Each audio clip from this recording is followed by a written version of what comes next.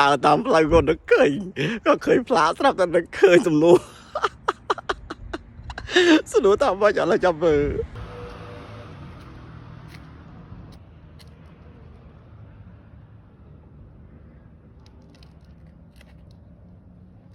ឃើញសំណួរថាមកអាកាជីនឹងអាទៅមានដាក់សើឈឺអ៊ីមានន័យថាម៉េចអាទៅមានដាក់សើឈឺអ៊ីនឹងមានន័យថាលោតចូលមែន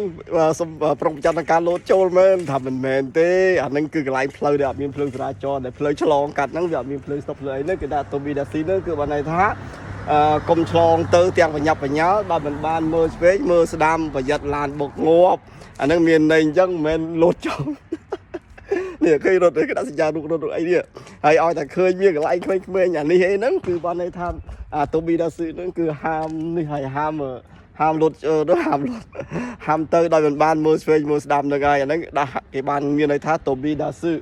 វាសំឡំនឹងពាក្យដែរព្រោះអាតូប៊ីម៉ាស់ហ្នឹងប្រហែលតែលោតហើយដាស៊ឺហ្នឹងប្រហែលតែដកឬក៏ប្រហែលតែដាក់អីប្រហែលតែអីចឹងដូចគ្នាចឹងដែរវាមានន័យចឹងដែរប៉ុន្តែអាកន្លែងនេះគេថាតូប៊ីដាស៊ឺហ្នឹងឬក៏មានកន្លែងខ្លះគេថាតូប៊ីដាស៊ឺណា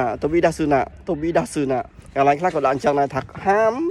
ទៅដោយមិនបានមើលឆ្វេងមើលស្ដាំព្រោះវាគ្រោះថ្នាក់តូប៊ីដាស៊ឺហ្នឹងគឺកន្លែងគេថាទៅមុខទៅក្រោយដោយមានការប្រុងប្រយ័ត្នអីចឹងអញ្ចឹងបើណាបើទៅណាក៏ដោយកុំឲ្យខានមើលវាប៉ុណ្ណឹងឯងអូខេទៅតែប្រយ័ត្នប្រយែងកុំឲ្យគ្រោះថ្នាក់